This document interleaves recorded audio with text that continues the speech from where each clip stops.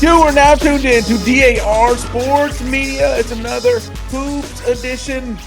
Real Hoops meets Casual Hoops. I'm here to ask the questions, and my guy True is here to provide the inside analysis for all of us casual fans. You've been going back and forth. We'll jump right in here. What needs to happen right now is during this game that's on right now is these Sixers need to jump on into the game because they are getting their asses whooped at home by the San Antonio Spurs right now. But Spurs too good, man. The Spurs are too good this year. That's just the way it is. It's looking dangerous. And Embiid, Embiid's probably not playing. I didn't get to watch any of the games today, so I'm assuming Embiid's not playing. And you can't match. Yeah, I think Embiid's out for the next 2 or 3 games, so you can't match Wemby. Surprise. Yeah, you can't match Wemby without Embiid. You can't put Andre Drummond down there and think you're gonna do something. And Paul George is still suspended for another like 15 to 16 games, so. The Sixers are tumbling right now. They're taking a free fall. It's the same thing that happened last year. They were hurt last year. They didn't play together. Speaking of suspended, that was an appropriate debut for Trae Young the other night, wasn't it? Oh yeah, I missed all of that. Anything involving the Wizards, I don't pay attention to. So yeah, that's. There was a big foul. One of his teammates got pushed. He wasn't even playing. He was in street clothes. What's up with all these guys who got traded not playing for the first? It's been 3 weeks. What is happening? None of them are playing. Garland just played his first game the other night. But of course, yeah. Garland played his first game against the Warriors. Of course. Yeah, that's how it goes. One of Trae Young's teammates gets pushed down. Literally pushed down. Referees didn't call it. Trae Young's going ape shit on the sideline. And got fucking kicked out of the game. He's going to be suspended. That's how he started off as Warrior. He done got kicked out before he even got in the game. Oh, boy. That's how it is, man. Yeah. What I was going to ask you about, because you've been going all over the timeline today. Lord. About yeah. It's the talk of the timeline. It's the talk of everything right now. I think it's a really stupid conversation. Talk to me about this. So the Atlanta Hawks are having what the fuck is this now? This is crazy. I mean, it is a little bit crazy, but not like in a way that I'm personally offended by it, but it is a little bit fucking wild. Only an Atlanta team would do this. But so the thing is, when you talk about the Atlanta Hawks, you talk about the Atlanta Falcons, you talk about anything with Atlanta, even Atlanta Braves, Magic City is a staple in Atlanta. It's part of the home field advantage. Yeah, as someone who spent a ton of time in Atlanta, knows Atlanta very well. Atlanta's culture is a lot different. The culture is different there. Magic City is more than just a club. Magic City is more than just a place where you go to see people dance or whatever. It's, the chicken wings are world renowned for yes, literally, seriously, sincerely.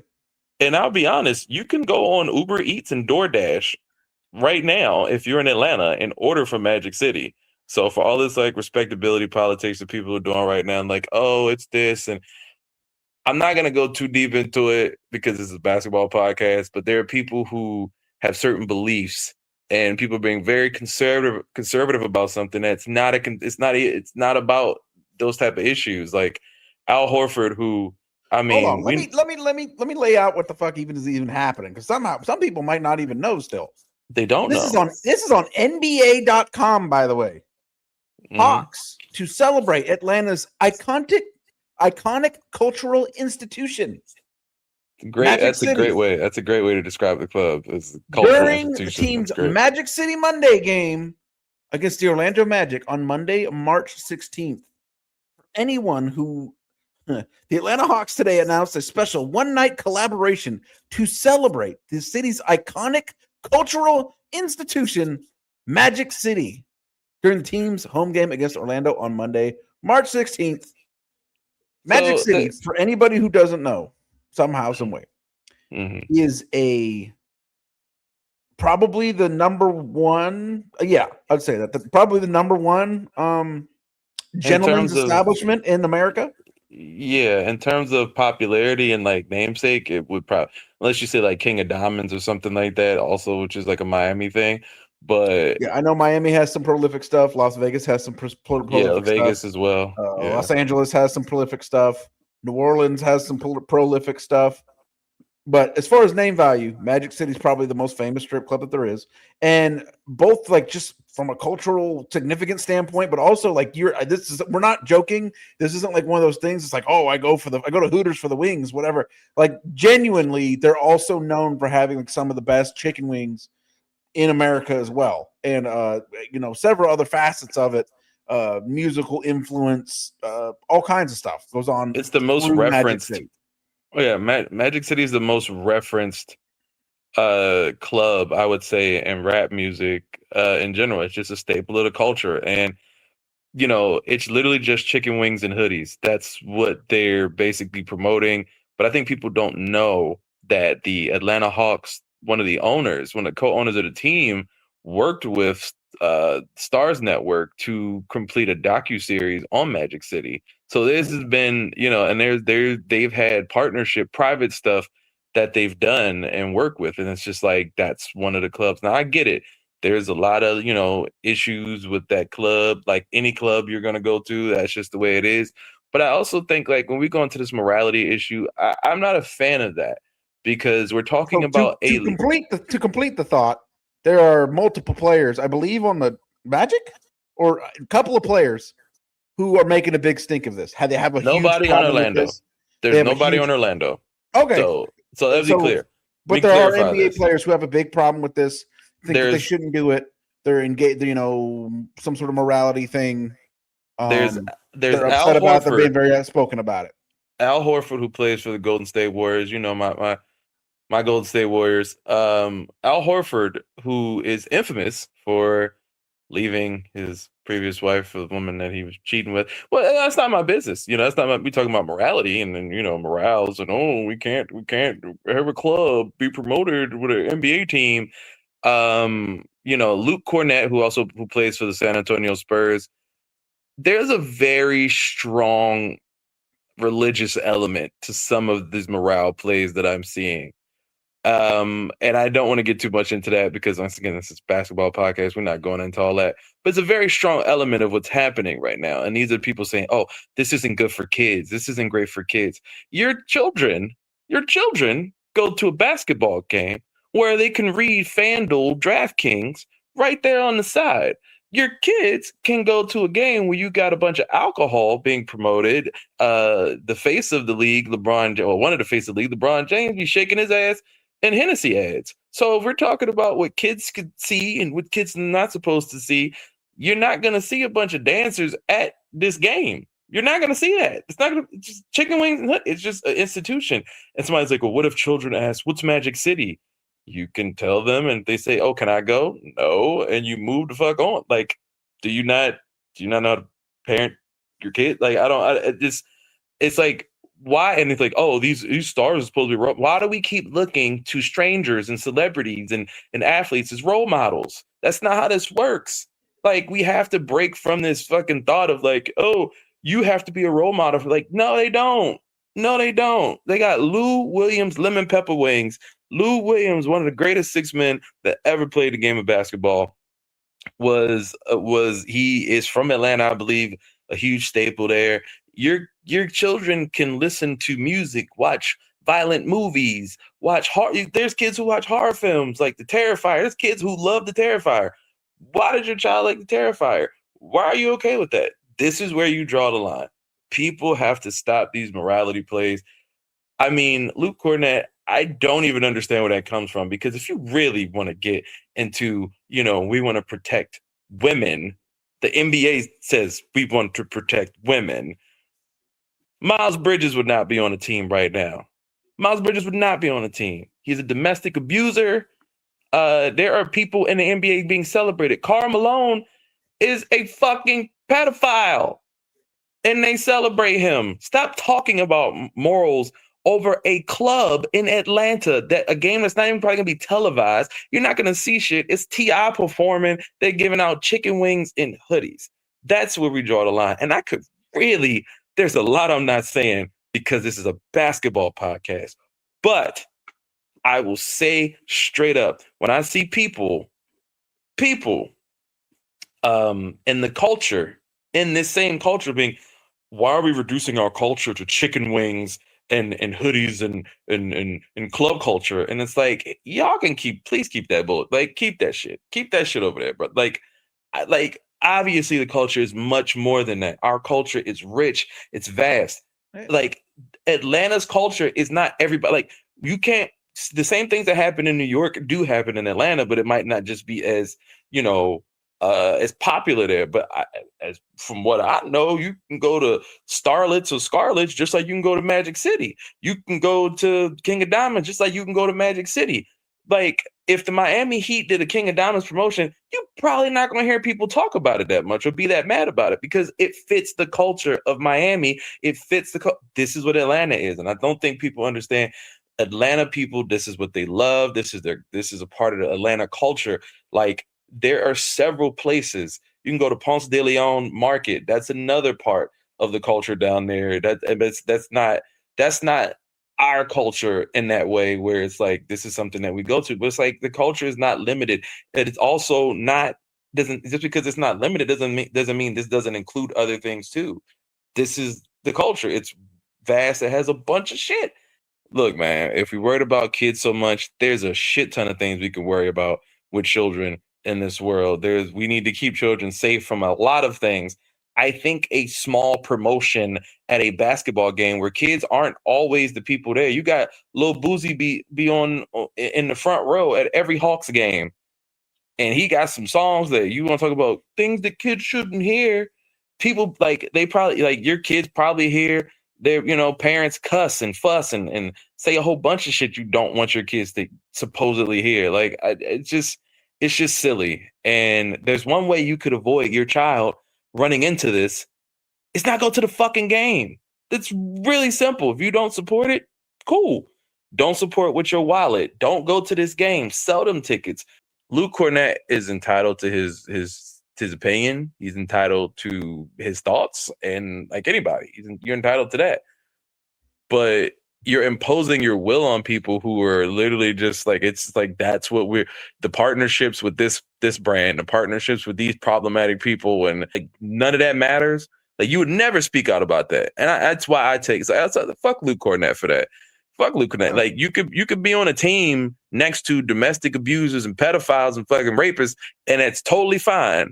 God forbid a team up with an institution that has produced a documentary that's actually paid for by people that own the Hawks. Doesn't really matter. Speaking of Atlanta, the one thing I think people should really be talking about with the Hawks is Jonathan Kuminga. Ever since he's been playing for the Hawks, he's looked very good. Well, whether that sticks and holds for the rest of the season and beyond, I don't know. But I do know that the Warriors look like they completely lost the trade because Porzingis has some mystery illness that has kept him out of every game. And who knows what that mystery illness I was gonna ask in the group chat last night. I don't want to say anything offensive. The Atlanta Hawks haven't faced anybody really, really good. They faced the Blazers and the Wizards twice. But Kuminga looks how he looked when the season started, and he's made some mistakes, but he'll continue playing through them, and he'll get better as a result. Where the Warriors did not give him that chance. So I feel like Kuminga didn't fit in Golden State because they have high expectations of their young players, and a Moses Moody and a Guy Santos are guys who do what they want. They don't want you to go ISO. They don't want you to take bad mid ranges. They don't want you to just do this and do that. With Kuminga has a tendency to get into a certain style of play that doesn't work for Golden State. That's because Golden State doesn't evolve. They don't evolve their offense. They don't evolve anything. Their defense is pretty good. I think they're a top 8, top 9 defense this year, which is how they're still able to have a 500 record. Without their defense, Golden State would be they'd be the Sacramento Kings right now. So, which sucks for anybody who's a fan of Sacramento Kings, obviously. But yeah, I think it's interesting, man, because they're right on the bubble, and they've won 3 in a row since he got there. So yeah, I think they'll come back to reality once they play against good teams, like teams that actually want to win, because you're playing against a team that's tanking and the Wizards and another team that is quietly tanking in the Blazers. So when you play tank team, that's how the Warriors have looked decent in games. You know what I mean? Like the Warriors did beat the Nuggets with Jokic and Jamal Murray, which was a shock, like a motherfucker to me, because I did not expect them to beat them with like Pat Spencer and Guy Santos and Moses Moody, but they did, and they showed fight. They beat the Suns as well without Steph, and Steph's been out for almost a month now. I think over a month almost now. Steph Curry has not played but like 1 or 2 games this season. So injuries have troubled the Warriors. They need to put Draymond on the bench or just not play him at all in certain games. And with Kuminga, once the Hawks start to play like the Knicks and the Pistons and the Celtics, who might be getting Jason Tatum back this week as well, which I think that changes things considerably if he is even 80%, 85% of what he was before the Achilles tear. So there's a lot going on. Do we feel any better about, since once we last talked, the Detroit Pistons have gone through the gauntlet, hung in there. Very awesome game the other night against the Spurs. Went out and beat the OKC Thunder. Looked every bit the competitor with both of those big-time teams. Jalen Duren starting to develop, starting to become a real playmaker for them. That was one of the major concerns we had last time, is after Cade, then what do you got? Jalen Duren's kind of developing into that second guy. After the last couple of weeks, after the gauntlet of performance that the Pistons have put on, do we feel any better about them as a competitor than we did in the last episode? Yes and no. I mean, they struggled against Cleveland tonight. I saw that.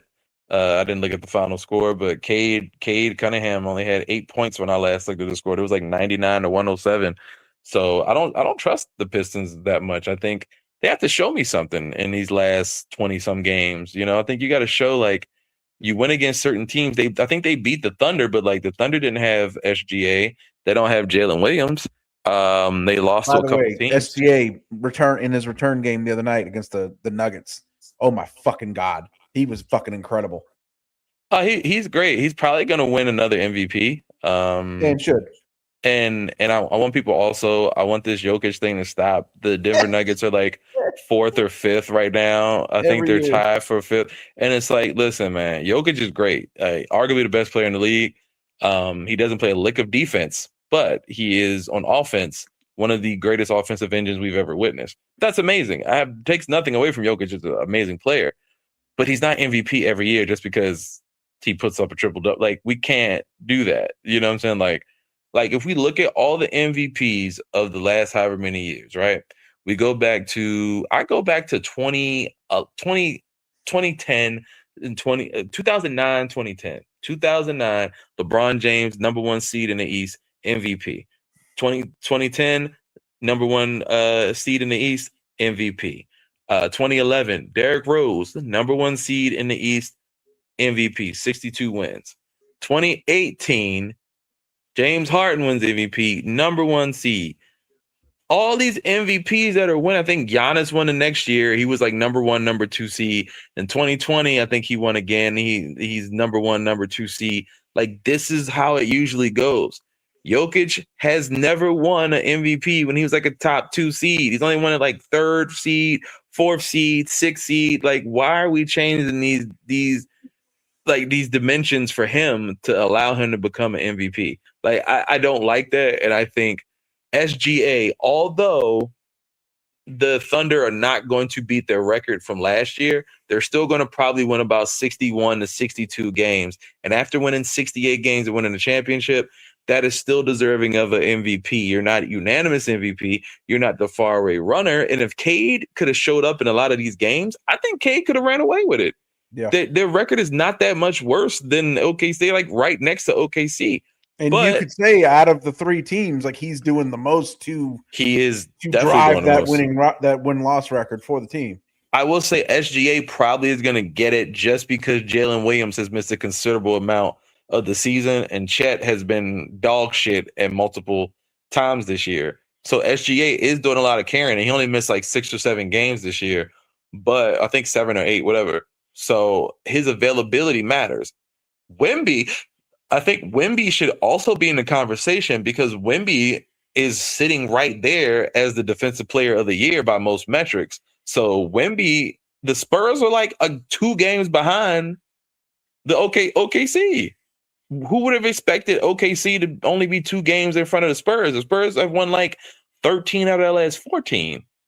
Like that is unheard of. That's we don't even think of stuff like that. It's possible to happen. So with this going the way it's going, I think, I think SGA is going to win another MVP, and then we're going to have people revisit this 65 game thing because Jokic is probably going to miss another game, which then disqualifies him from winning MVP. And when that happens, people are going to bitch and complain like, oh no, well, Jokic, he deserves it because he's averaging 29, 10, and 9. And then it's like, okay, SGA is averaging like 32 and like 6 and 6, and he's a guard. Like Jalen Williams is their second option, and he's been missing. Shout out to Cason Wallace has been a great choice to step up, and he's done great things. So I'm just, I got a lot of respect for the OKC team because I know a lot of people complain about them and have some issues with them, but I think they play great basketball. I think they are a little bit more physical than both teams, and they're allowed to be a little more physical. But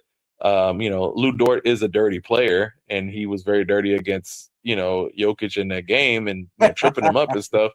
And I'll say nothing. I'll say nothing against that. I think that was a very dirty play. But outside of Lou Dort, I think they play great basketball. Cason Wallace has been great. Jalen Williams, the other J Dub is he's stepping up at times too. And SGA is back now. Obviously, SGA didn't play tonight's game, but SGA is back, and they about to close the season out. And I think they're about to go on a nice little run. And obviously, the Warriors in the middle of that, so they're probably going to wash the Warriors by like 50 or 60 points without Steph. So you had mentioned Giannis a little bit ago. That was where I wanted to leave off. I heard the other day because they're going to activate Giannis through the rest of the season off of that calf injury. I heard people arguing that was a bad idea because they're right teetering on like having a pretty good lottery pick. How far are they really going to go? I think that's fucking bullshit, man. Like they also could still, like, even if they get bubble or just below it or play in, the quality of depth of this draft, as long as you're in the top 20 picks, you have a good chance to get a real good player. It's a very good draft this year. This year of all years, like, yeah, you have people who paid money for season tickets. You still mathematically, you can still make the play in. What are you doing? Like, of course, yeah, put him back out there. Do the best you can. Like, it's crazy to me to talk that way in a year when the draft is so deep. We go 20 deep with solid players. I think the concern with people is the natural concern when a star player has a calf injury and multiple calf injuries in a season. It's that Achilles is the next one to go. And so I get that, but it's like if the calf is an issue now, if you shut him down, it's just like, who's to say that's not going to be an issue next season? It's just like you just don't know with somebody like this because this is not the first year Giannis has had calf issues. This is a lingering issue, and you just don't know. So it's like it's best for him to get out there, play on it again, and kind of get his body used to that. He's missed like 6, 7, 8 weeks total this season. And it's rare for him. So I don't mind them bringing him back. I don't think Tatum should be back right now. I think if there's anybody who should have had the opportunity to rest the entire season and not come back in the middle of the season, it's Jason Tatum. You tore your Achilles in May. It is March, brother.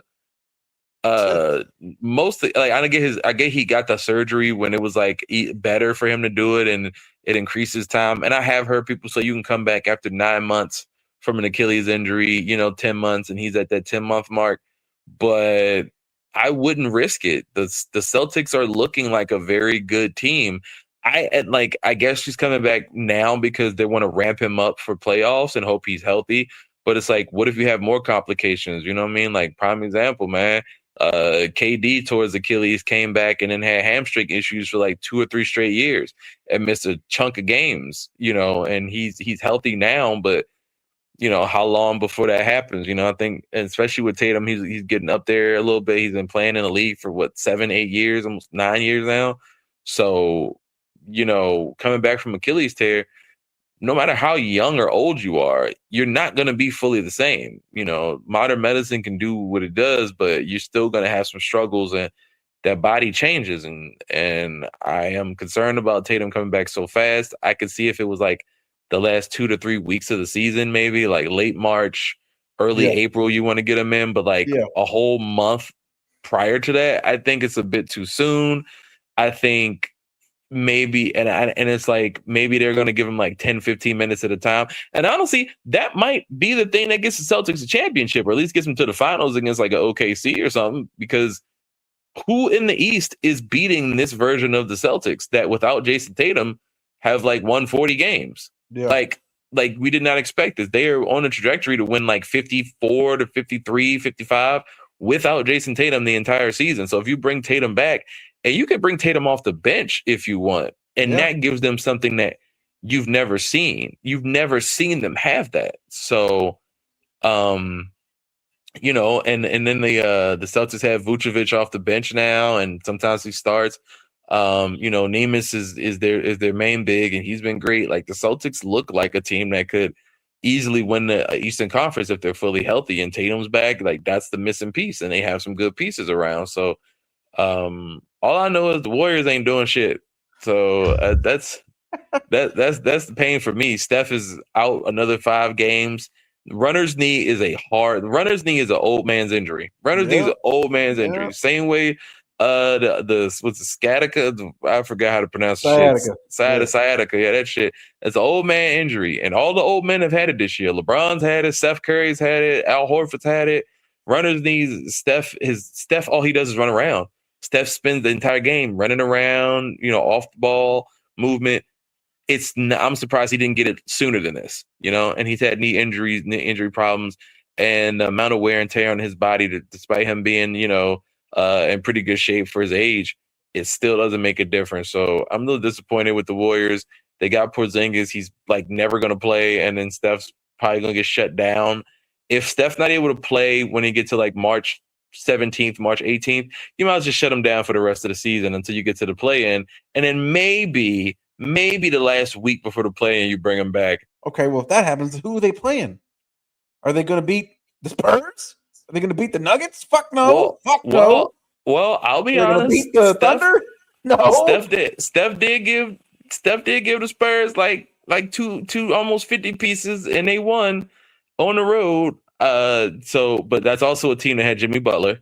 So that's a little different. But if Porzingis gets healthy at some point in the next 3 to 4 games, and they're able to win and at least get that 8th seed, I mean, you're going to lose to OKC in the first round. But I'd say losing in the first round is a little more respectable than missing the play-in, I guess. A little more, you know. And then it's like, you never know. You know, you could show up and Steph could go nuclear. You know, Steph could go crazy against the Spurs or a OKC and somehow upset. Crazier things have happened.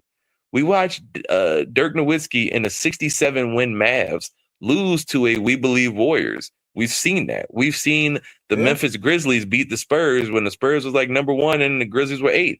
We've seen Jimmy Butler's Miami Heat beat the Giannis and number 1 seed. So we've seen that. So it's possible, and Jimmy Butler was carrying the hell out of that team. So Steph could potentially have one of those 2023 Jimmy Butler runs. He could, if you know, at his age, he could, especially with having a month or 2 off, and he's refreshed and mentally refreshed. He's carried this team to a respectable number of wins. They need to shorten this fucking season, man. How many times? It's like all we talk about. If they're healthy. I think you said that about every fucking team that's going to be in the playoffs. Every team. It's goddamn ridiculous. Adam Silver, you fucking clown. Another thing that makes me think of, and we'll leave. We won't go too much into it. We'll leave it at that for further thoughts for you to ponder out there, listeners. But you talk about Steph and the knee. You talk about LeBron and the back. You know, pretty much all of us, man, we had a real fun time a couple weekends ago watching the U.S. win gold in the Olympics. Yeah. And it made me think about how fun and how crazy, like, 2028 in LA is going to be. And it's like, man, that's going to be the new era. What is Olympic basketball, USA basketball going to look like in LA in 2028? Anthony Edwards will be Anthony the leader. Edwards and some guys and some motherfuckers that can play. So I'll say this. KD has said he wants to play. So, and I think KD he'll be like 40 or something then, or 39 or 40 or something like that, which it doesn't help. It doesn't hurt to have a veteran that can go out there and get you buckets regardless. I mean, it's still KD. I will say Anthony Edwards being the leader is absolutely necessary because in terms of who's the best American player, he's probably the best American player when it comes to the NBA. I can't look at anybody else. Like I can't say Wemby's, I can't say Wemby's international. Giannis is international. SGA's from Canada. Jokic is from, so you got to look at him. And then if Tatum can come back and be somewhat of a semblance of 80% of what he was, 90%, then that's another guy. Jaylen Brown could be Edwards and the Celtics. That's basically what the team's going to be. I will say Cade, if Cade can continue to improve his game. Oh yeah, Cade's an American. Let's go. Yeah. Cade is a good choice. I know they were talking about a lot of other guys like, my guy Khan out there in Charlotte, he's a flamethrower when it comes to shooting a 3-ball, but I don't know. Steph said he might consider doing it and he'll be 40 then, but it's like, he already got runner's knee. Do we want to see a 40-year-old Steph Curry with runner's knee in the Olympics after probably another failed season next to Draymond? Might not. So I don't know. I don't know what the Olympic team looks like in 2028. I know Anthony Edwards is going to lead it, and that's all I care about. That's all. As long as Anthony Edwards is the leader, because I think Anthony Edwards is slowly becoming. He's the American face of the NBA. He's the American face of the NBA right now. In terms of the new generation, he has the personality for it. He does the interviews for it, and his style of play is explosive. It's entertaining. I actually enjoy watching Ant play when he's not chucking up like shit ton of threes and missing them. We're gonna have John Morant on the USA team. Nobody's had a harder fall from grace than John Morant because he was not even thought of as relevant in this conversation. What is he even doing these days? What the fuck is he up to? Well, Memphis didn't trade him, so he's just kind of not doing anything. Hanging around, just hanging around like old Beetlejuice. It'll be something that's in development that we'll keep an eye on. Fun to discuss. Fun to see these new guys jumping in, taking over things. This has been DAR Hoops. Be on the lookout. We got an extra little mini media pod coming out in a few days here. There's been some big news in the media side of things. So we're going to give you all an extra little piece. Actually, it might be Monday morning when I put that out. But still, one way or another, y'all are getting something extra. Either whether it'll be 2 media pods next week or a basketball and a media this week. We'll see. So be on the lookout for that as the hoops season continues. UFL season starting back up this week. Look out for us on United Football Media doing that. This is DAR, and the word DAR never stops.